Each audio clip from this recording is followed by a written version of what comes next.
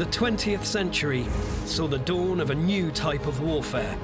Machines ruled the battlefield. Conventional infantry assault across no man's land was bound to fail. Flesh and blood simply could not get through that type of defense. A fierce arms race led to even more deadly weapons. Those gunners on the tanks had rounds in their cannons, and they were ready to execute if they were told to. Behind the lines, the development of powerful and innovative vehicles meant the difference between victory and defeat. This is absolutely one of the unsung heroes of the Second World War. The relentless pursuit of military supremacy would lead to machines capable of destroying humanity itself. There are very few mistakes you could make that wouldn't have some kind of catastrophic consequence. This time, the epic Second World War battle in the North African desert. Rommel is very much a doer, a fast-moving general, somebody who wants to get things done and is prepared to take risks. Facing Rommel, Montgomery's Desert Rats, one of the toughest units in the British Army. And it was meant to be a 5-day operation. It turned out to be one of the finest British armoured operations of the Second World War. In a straight-up stand-up fight, the British had finally been the last man left in the ring. Success relied on both sides' combat machines and their extraordinary firepower. This tungsten core round would punch through the side of the turret and beat around inside until everything was either broken or on fire. Victory in the desert was hard fought, and it changed the outcome of the Second World War.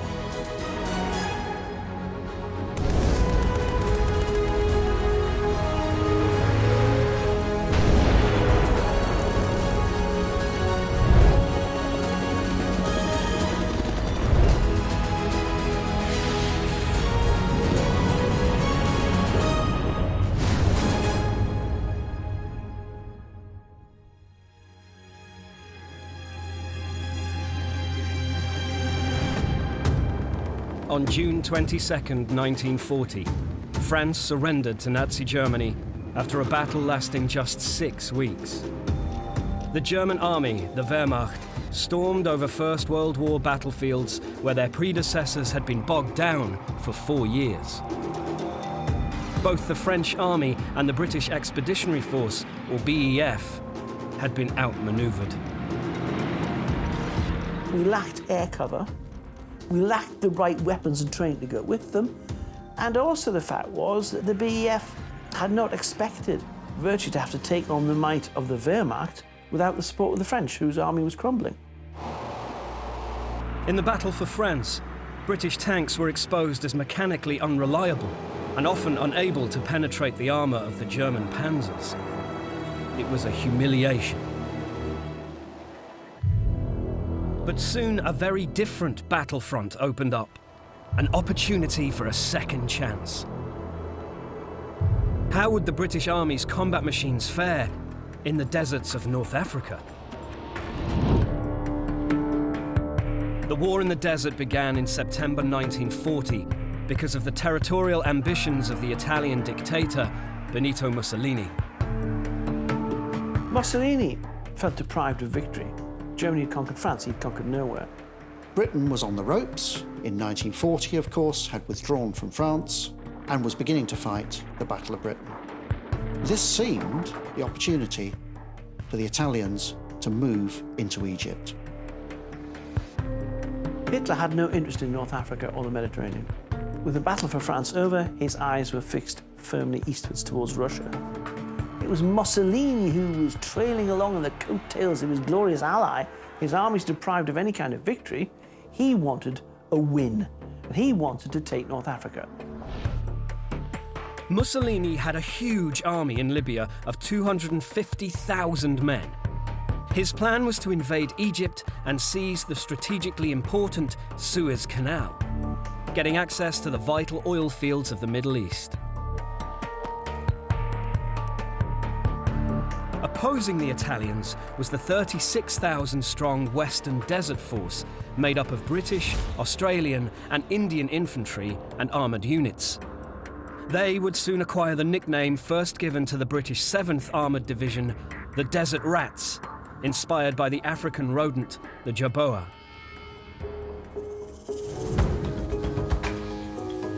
One of the tanks the Desert Rats placed their faith in, because of its heavy armour and 2-pound gun, was this machine. A 29-ton British infantry tank known as the Matilda.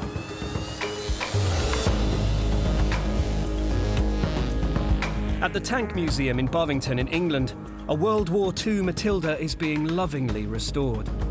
It gives fascinating insights into the machine and those who made it.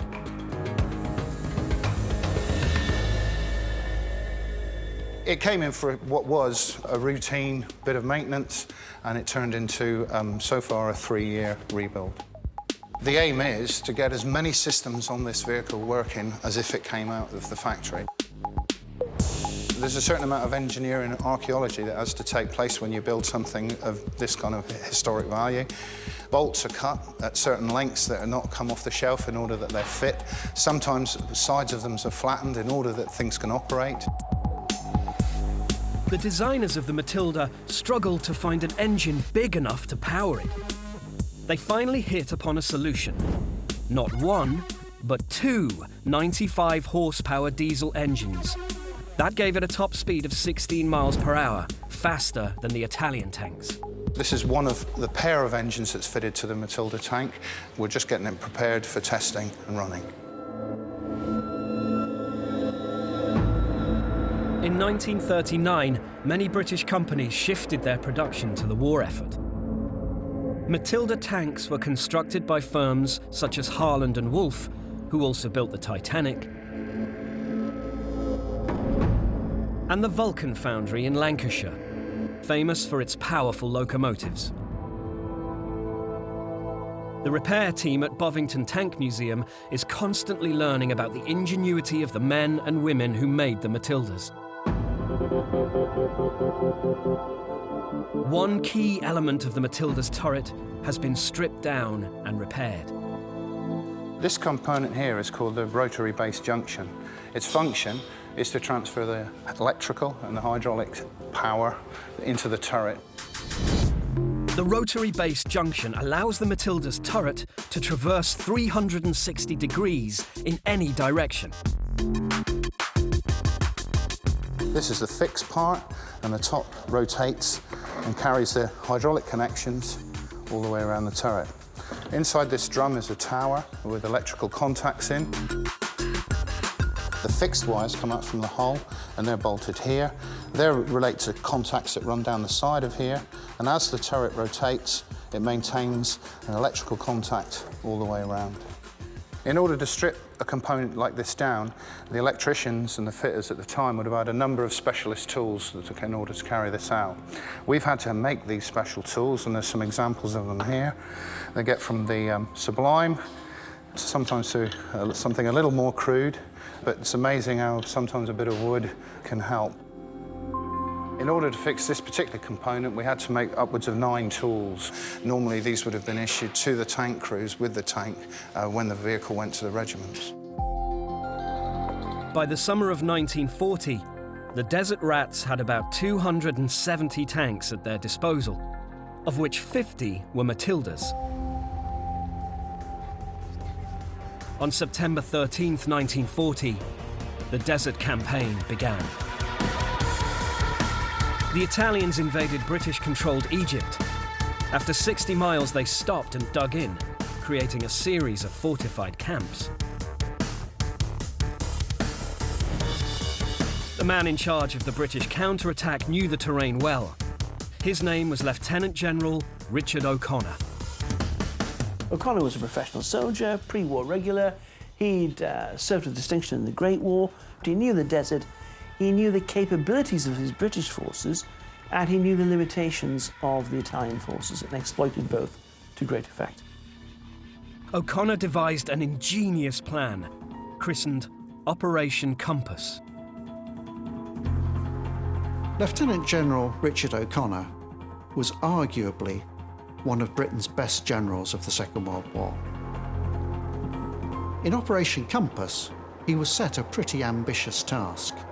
With limited numbers of men, he was going to attempt to drive the Italians right out of Egypt.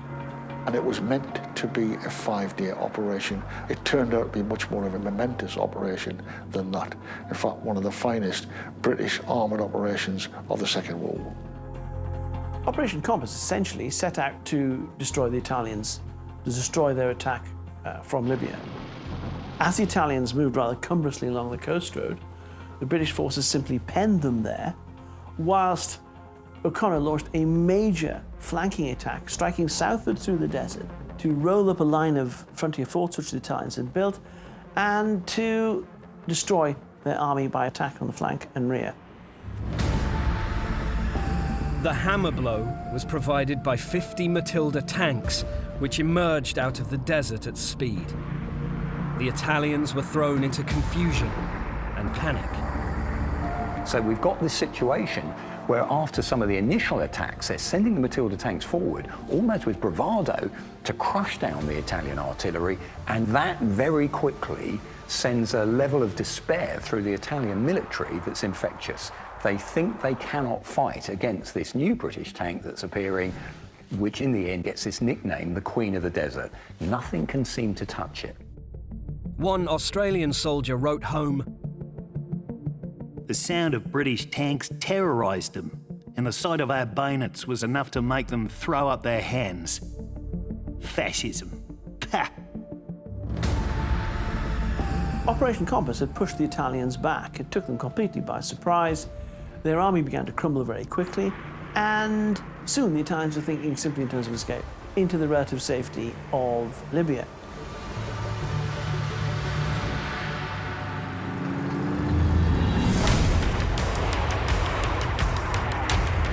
Victory over the Italians had done something to repair the damage done by the humiliation of defeat in France. But how would the Desert Rats fare against a more deadly and sophisticated foe? The legendary German tank commander Erwin Rommel, and the lethal combat machines he brought with him. The range and the flat trajectory of the 88 allowed it to reach out to enemy tanks before they were even within range of firing back. The round is leaving the barrel at the speed of 2,200 feet per second.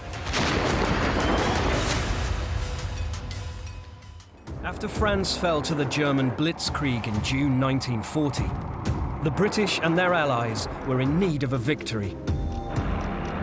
They were given a second chance in North Africa, when in December the Desert Rats and their combat machines routed the Italian 10th Army, who had hoped to capture Egypt and the Suez Canal. Then, to the surprise of the British, there was a chance to turn a victory into a stampede. An officer, Lieutenant General Richard O'Connor, had hastily assembled a flying column of fast vehicles to intercept the fleeing Italians. He gave his men orders to stop them at all costs. Leading the charge were scout cars like this one, built by British manufacturer Daimler and known as the Dingo. The Dingo was designed as a light reconnaissance vehicle and was part of the ethos of the British Army for light mobility, so it acted as eyes and ears. The name Dingo is derived from Australian wild dogs, which is perhaps rather apt as this was used in the desert. As you can see, it's quite a compact vehicle, not very big, just takes 2 crew. You've got the driver here on the right, gunner on the left, equipped with the 303 Brun gun for self-defence. Armour, not too bad on the front. You've got 30mm plates here, but only 12mm on the side, so not so great on the sides. Obviously, you've got 360 visibility from the top, which is what made it ideal for desert warfare. You can see for miles on the flat desert terrain. If you saw a Dingo coming over the horizon, it meant there was a patrol on the way, which obviously signalled that there were larger forces behind them. So it usually alerted to you that trouble was en route.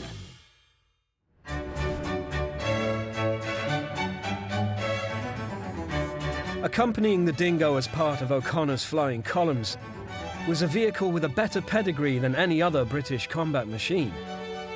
the Rolls-Royce armoured car.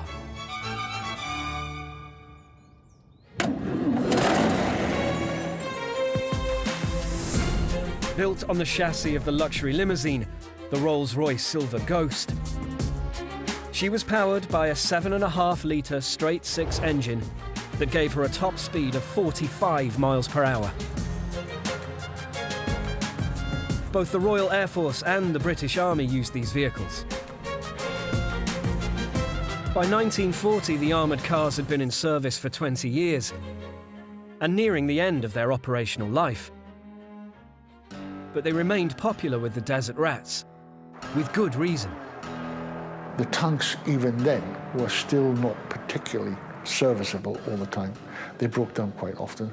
That meant that the Rolls-Royces themselves were much preferred because they could travel faster, they could travel further, it didn't take as much fuel, and, if you like, the physical footprint, which is the dust, etc., generated by their movement across the desert, was nowhere near as great as the tanks.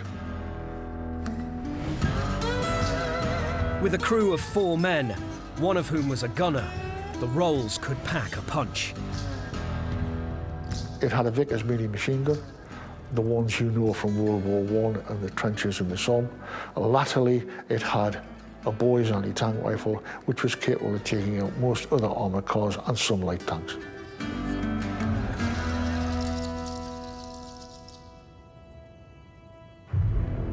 The Dingoes, light tanks and armoured cars that made up Lieutenant General O'Connor's flying columns headed south into the desert to race ahead of the Italian 10th Army as they fled back towards Tripoli in Libya.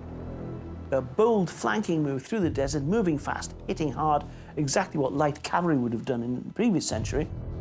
They set up roadblocks at a place named Beda Fomm, just 30 minutes before the remnant of the Italian 10th Army arrived. It still had a sizable amount of armour, and it still had a sizable amount of men. The problem it had was it did not expect, out of the morning mist, British armoured vehicles to be blocking the coast road to the south. The armoured cars sealed off the pass, and the Italians would have to fight their way through them to get towards Sanctuary. And effectively, after 2 days of fighting, the Italians almost en masse through in the town.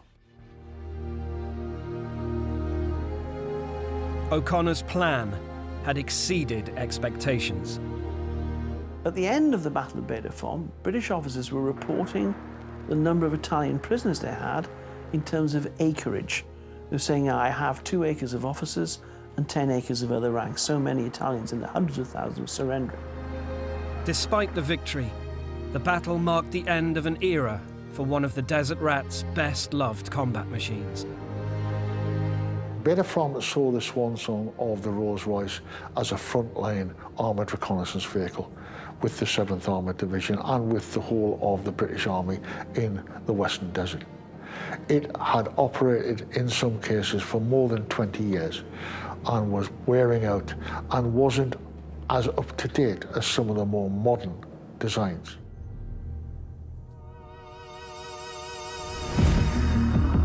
Operation Compass and the Battle of Beda Fomm had helped to build the reputation of the Desert Rats. But on the 12th of February 1941, only 5 days after the victory at Beda Fomm, a more formidable force arrived in North Africa. The German Afrika Corps, led by Lieutenant General Erwin Rommel and his columns of deadly panzer tanks. Rommel had made a name for himself commanding a fast-attacking tank division in France in May 1940. Rommel is very much a doer, a fast-moving general, somebody who wants to get things done and is prepared to take risks.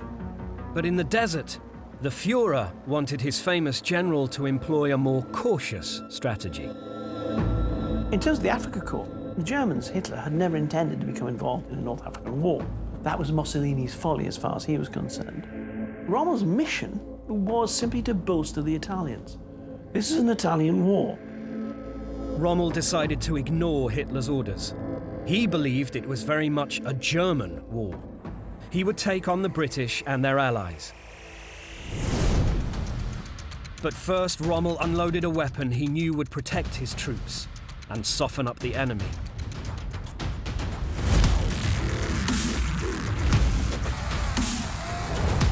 This is the legendary 88mm flak gun. It was a favorite weapon of Rommel's. When he first arrived at Tripoli, and his Africa Corps was just coming into port to support the Italians, one of the first things he did was to send an anti-tank battalion and a mechanized reconnaissance battalion out to the east of Tripoli to screen against the British coming west. And the anti-tank battalion had 88s in it. So one of the first things he did was deploy 88s in a defensive role to guard his entire sphere of operations. Built initially to arm pre-First World War dreadnoughts of the German Navy, the 88 is one of the most versatile weapons in the history of warfare and can be as equally devastating on land as at sea. So feared were they, the guns were outlawed as part of the Versailles Treaty in 1919, but not for long. When, in '35, Hitler decides to denounce the Versailles Treaty, the guns are then being produced in most of the major metallurgy plants in Germany. In the rearmed Third Reich, the 88s were to be used as defense against aircraft. The Germans claimed that a shell fired from its 16-foot barrel could reach a height of 32,000 feet. It is designed primarily as a flak, which means Fliegerabwehrkanon, basically anti-aircraft cannon. Then, during the Battle for France in 1940, Rommel gave the 88 a new role as an anti-tank gun. Rommel sees, though, if you use the 88mm anti-aircraft gun, it has actually an armour-piercing round. He insists they turn and they fire at the oncoming British tanks. And he sees again there, he's got that lesson already. Before he goes to North Africa, he can see the benefit of firepower, such as the 88mm, against vehicles such as the Matilda II.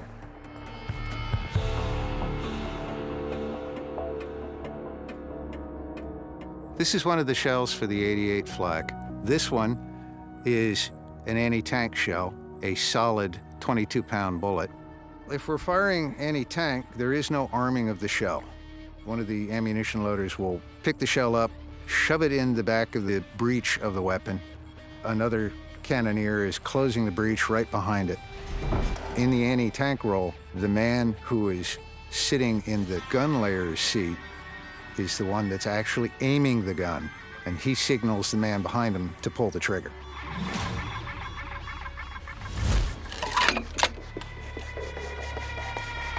Fire!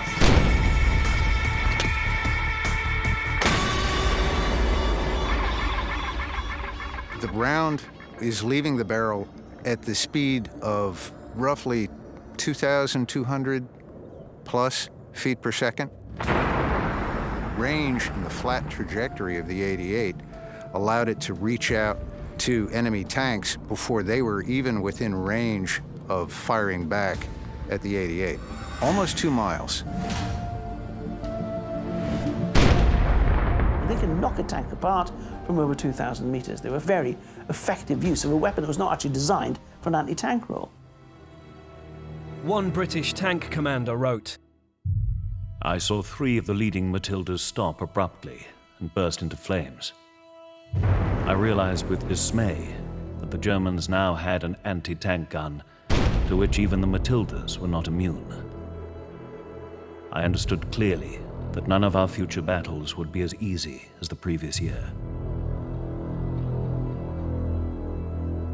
Even though the 88's shells carried no explosive, they could inflict terrible damage.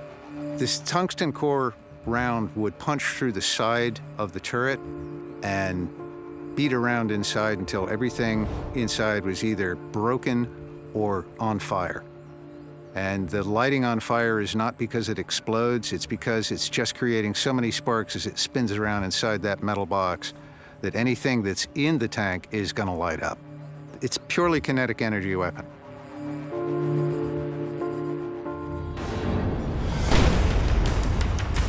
The power of the 88s gave Rommel's men a definite advantage over the Desert Rats. But Rommel didn't only bring an anti-tank gun to the desert. He had at his disposal another lethal combat machine, the Panzer III. In February 1941, the German Afrika Corps, led by Lieutenant General Erwin Rommel, joined their Italian allies in a campaign to win control of North Africa. Facing them was a British, Australian, Indian, and South African force known as the Desert Rats.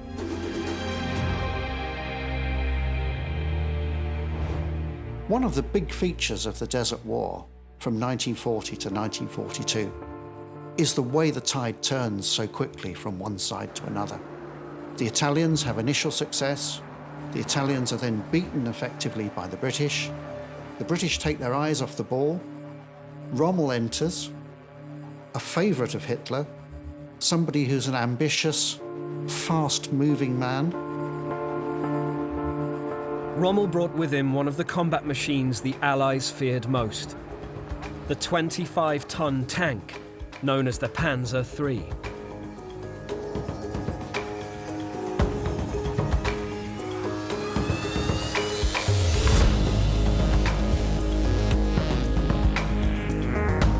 As soon as the sun rises through the morning mist, the regiment starts to roll forward.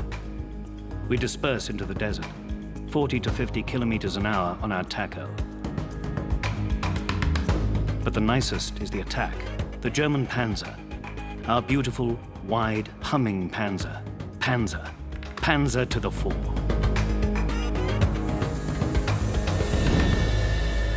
The 18-foot-long Panzer III was designed in 1937 to be the main German frontline tank for any future conflict. As they think the Panzer III is going to be the vehicle that will be leading the attack, will be coming across potentially enemy tanks coming the other way back at it, they want to give it an anti-tank weapon. So they start off by giving it the standard 37mm gun. That's the standard anti-tank gun for the whole German army. Many countries in the 1930s have anti-tank guns about this caliber. But the battle for France showed the Germans that the Panzer lacked sufficient firepower. The demand for a bigger gun came from the very top of the Nazi hierarchy. Now, very quickly, Hitler, who is so influential on German tank design, he's arguing for more protection on tanks, for more firepower. So under the Führer's direction, the Panzer III was equipped with a 50mm gun, far outmuscling the British tanks. Unfortunately for the British, a similar gun upgrade on the Matilda tank proved impossible. One of the biggest problems about putting a new gun on a tank is this idea of upgrading the vehicle by increasing its firepower. The turret circumference, the diameter there, tends to limit how big a gun you can fit in. The Matilda has a small turret circumference, which meant that an upgrade from its 2-pounder just wasn't feasible. The Panzer III has a much larger turret ring. That potential it has for getting more firepower means the Panzer III lasts longer in frontline service than the Matilda does. The tough conditions in North Africa meant that further adaptations to the design of the Panzer III were essential.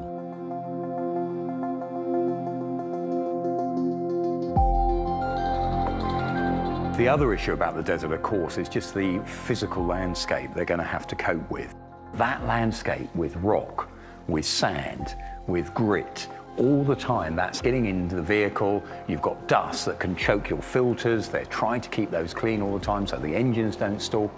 All these factors make desert warfare that much harder than perhaps the sort of scenarios Northwest Europe that these tanks have actually been designed for. So in the back, there's a Maybach TRM 120 engine. That now has, for North African campaign, extra filtration put on it to help get the dust out before it actually reaches the engine to help cool that engine in the rear. This system helped the Panzer III achieve a top speed of 25 miles per hour.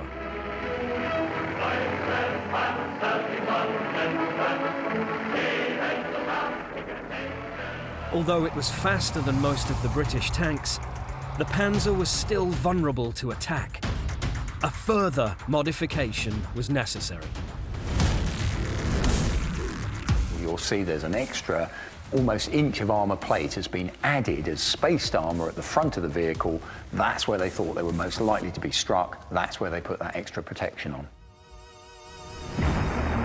The 3-year desert conflict between the panzers of the German Afrika Korps and the tanks of the Desert Rats took place over a stretch of land that bordered the sea, no more than 40 miles wide.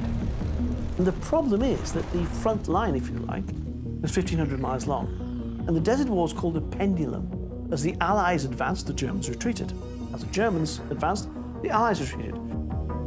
Rommel used ingenious tactics against the Allies, earning him the nickname the Desert Fox. His dynamism, his charismatic leadership, the lightning speed with which he moved, and the instinctive feel he had for desert warfare made him a legend. Rommel would lure the British tanks to attack his anti-tank screen. As they broke through, they would be ambushed by 88mm flak guns. Meanwhile, the panzers would attack the British flank and rear. From the British point of view, we ended up, if we weren't careful, doing cavalry charges against German positions where the panzers would tempt the British forward, disappear behind a screen of anti-tank guns, and the British would afterwards be left licking their wounds, wondering what went wrong. Later on, as we get better at those tactics in the desert, we're less likely to fall for those sort of tricks that Rommel actually does of seducing the British into attacks.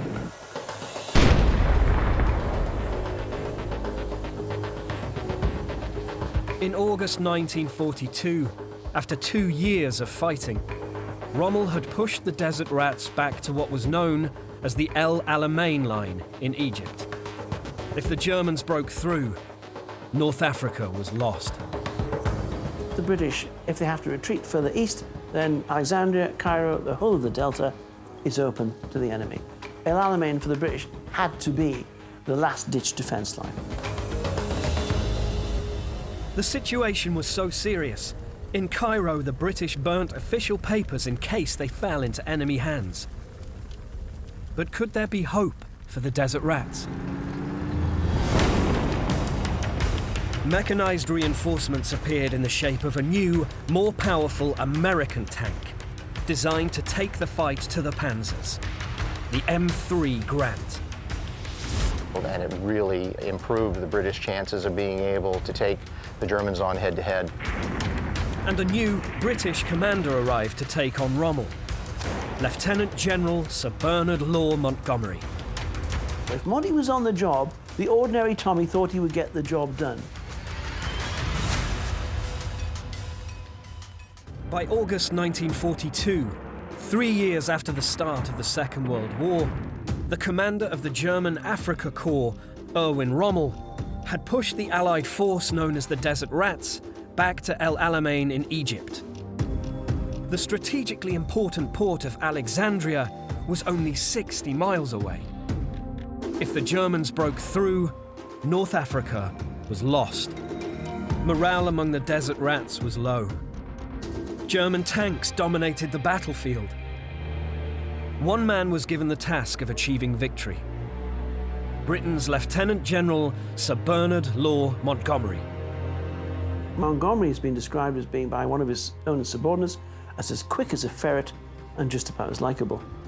But the men believed in him because he had this great charisma and confidence. Somehow, Monty was the British version of Rommel. If Monty was on the job, the ordinary Tommy thought he would get the job done. On the 23rd of October, Montgomery began the Desert Rats fight back. They launched Operation Lightfoot, Monty was determined, in his words, to kick Rommel out of Africa for good. On the 23rd of October, the battle begins with this huge, iconic artillery barrage, the night sky lit up by the flashes of hundreds of Allied guns, pounding the German positions. Montgomery's plan is the British would launch a feint in the south to draw the Germans southward. At the same time, British infantry would push two corridors through the German minefields and through their defences to allow the armour to pass through and attack the German tanks. Rommel was outnumbered. Along a 40-mile front, he had 100,000 men and 675 tanks, compared with Montgomery's 150,000 men and 1,000 tanks. And many of these were new American tanks, especially adapted for desert warfare, like the 30-ton M3 Grant. The M3 Grant had exactly what the desert rats needed: greater firepower. To match the German Panzers, a 75mm gun had been added to the right-hand side of the tank. The turret with its 37mm gun was offset to the left for balance. The M3 Grant is really the first tank that the British were able to field in the desert that had a 75mm gun. Previously, they had been fielding smaller caliber weapons. A lot of the tanks had, for instance, a 2-pounder cannon. The Grant really was a surprise to the Germans when they were actually being hit by 75mm shells at distances of more than 1,200 meters. The Grant tank was something of a hybrid because it mounted a 75mm gun in its hull and a 37mm in its turret. This was something of an odd arrangement because the main firepower had less traverse than the smaller turret.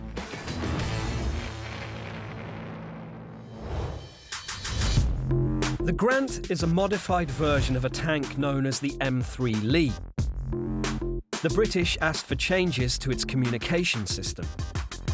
The Lee tank actually had a crew of 7 individuals. The Grant only had 6 men, and that was because the British asked for the radios to actually be put in the turret. American tanks had the radio down in the hull. So this allowed the British to have 1 less man necessary to operate the radio. It sounds like with 1 less man it would be very roomy in there. It's really not. It's very tight.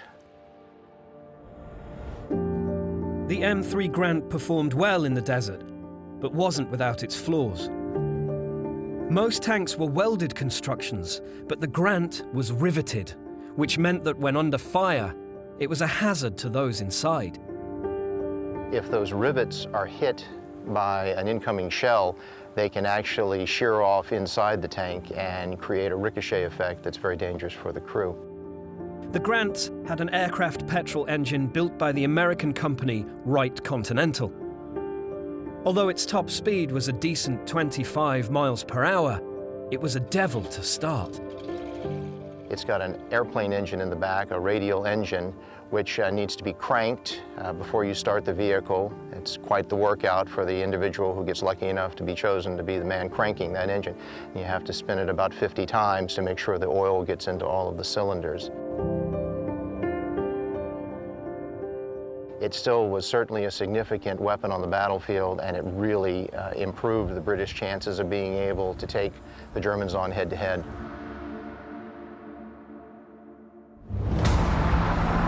Despite their new tanks and their numerical strength at El Alamein, for almost a week after Operation Lightfoot began, the Desert Rats had failed to break through the German and Italian lines. The battle is incredibly intense. The attrition in terms of armour on both sides is very high. Montgomery is utterly ruthless. He will not abandon a plan once it's been set in motion. But even he realises that Operation Lightfoot isn't going to achieve final breakthrough. At El Alamein, there was another battle going on. A war fought behind the scenes by the engineers on both sides to keep their tanks repaired and operational. Fighting in the desert was punishing for the men and their combat machines. The desert is very harsh terrain. It's largely waterless. The rocky surface, it's not all smooth sand, is murderously hard on vehicles. It degrades tank tracks, it shreds tyres, the dust clogs engines. Those who maintain World War II tanks today, some former tank crew themselves, are only too aware of the dedication of those tank engineers. A lot is said of the camaraderie that exists between the crewmen that work on one of these vehicles, and having done it myself, you know, you never experience teamwork and a sense of purpose when 4 people, which is the amount of people it takes to run this machine, all have to work in concert in order to navigate over terrain, spot targets, load the correct ammunition, pick up the targets, fire and hit them. In order for all that to work, once that breaks and that vehicle is broken down, another gang of people come up and turn, and in very adverse conditions, such as in the desert, without often the correct equipment in order to fix it, they have to repair this thing under fire sometimes and get it back going again. Part of the reason that we do this kind of work is a homage to those people and the people that crewed the tanks in the first place. By early November 1942, short of fuel and weakened by 5 days of fighting at El Alamein, Rommel only had 35 serviceable tanks left. Montgomery came up with a plan codenamed Operation Supercharge that he believed would finish off the Desert Fox Rommel once and for all. A combined force of tanks, infantry and artillery would smash their way through enemy lines, destroying their tanks and supply routes.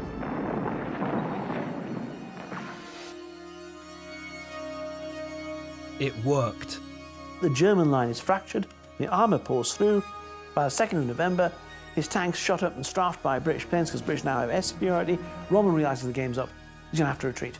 But of course, Hitler orders him not to give an inch. He has to stand and die, and it's typical Hitler command. He just thinks it's like some kind of medieval battle where you stand and hold your ground at the last man. Rommel ignores Hitler's command and begins a retreat. That retreat this time never stops. That retreat goes on till May 1943, when the Germans and the Italians finally surrender at Tunis, and the Desert War is over. Cyril Jolly, a British tank commander, wrote, As the sun rose, it was marvelous to see again the brigade spread out in open battle formation, with the plumes of sand billowing in the wake of each tank and vehicle as we moved in a wide arc to cut off and encircle the enemy.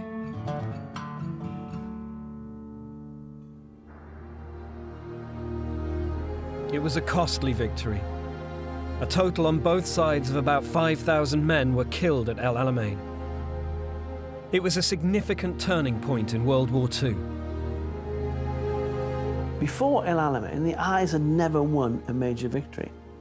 After El Alamein, they never suffered a major defeat. It was the tipping point of the war. A better supported and better equipped British force had finally made up for their humiliation in France. After 3 years of continuous defeat, of privation, of terror, of German invasion, finally, British armies had done what British armies always did in the past, had won a famous British victory.